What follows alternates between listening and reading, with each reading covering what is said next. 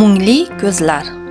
O'zbek yozuvchisi Xudoyberdi To'xtaboyev qalamiga mansub roman ilk bor 1988-yil Toshkent shahrida Yosh gvardiya nashriyotida chop etilgan va 1991-yil Kamalak nashriyotida qayta nashr etilgan. Romanda mol dunyoga berilgan ota-ona va ularning farzandlarini fojiali qismati haqida so'z yuritiladi. Roman 3 qismdan iborat bo'lib, jinoyat, jazo, oqibatdir. Har bir qilingan qabih ishlarni nomi jinoyatdir. Jinoyat yo'liga qadam qo'ygan ekan, albatta uning jazosini bir kun kelib olasiz. Uning oqibatini o'ylagan inson tubanlik botqog'iga botib boraveradi. Romanda o'ziga to'q oila haqida hikoya qilinadi. Oila birdan muammolar ichida qoladi. Ota pora bilan qo'lga tushadi. Noqonuniy savdo bilan shug'ullanuvchi tillafurush onaning jinoyatlari fosh bo'la boshlaydi. Natijada Zafar va uning nogiron akasi Akbar otadan, onadan, oilaviy do'stlaridan, molu dunyolaridan, huzuru halovatidan ayrilishadi. Bu bolalarga qattiq zarba bo'ladi. Natijada Akbar o'zini o'zi yoqib yuboradi.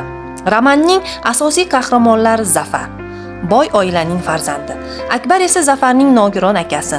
Nigora esa Zafar va Akbarning singlisi. Ataulla Isayevcha esa Zafarning ustozi. Yoqutxon Karimova Zafarning aka-ukalarining oyisi. Kasbi hojatbarorlik. Lekin Akbar o'g'li o'z oyisini chayqovchi deb ta'riflaydi. Ota-onaga farzandlarning baxtidan bo'lak ne'mat kerak emas.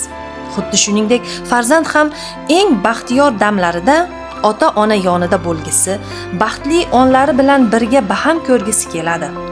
Ota-ona diydori, ota-ona mehri ular har narsadan aziz biladi. Qimmatli kitobxonim, sevimli adibimiz Xudoyberdi To'xtaboyevning siz aziz kitob sevar do'stlarimiz uchun taqdim etayotgan mazkur kitobda ana shu mavzu qalamga olingan. Asarni yozilganiga oradan ancha fursat o'tgan bo'lishiga qaramay, u badiiy qimmatini hamon yo'qotmagan. Aksincha, har bir kitobxon ushbu asarni har gal qo'lga olgach, mehr va iztirob ila oladi. Mol dunyoni har narsadan ustun bilgan va oxir oqibatida guldek farzandlarini achchiq qismatga sabab bo'lgan ota-ona haqida hikoya qiluvchi mazkur asar umid qilamizki, yana bir karra o'zini yangi o'quvchilarini kashf etadi. Demak, ushbu kitobni yana bir bor takroran o'qish uchun tavsiya etamiz.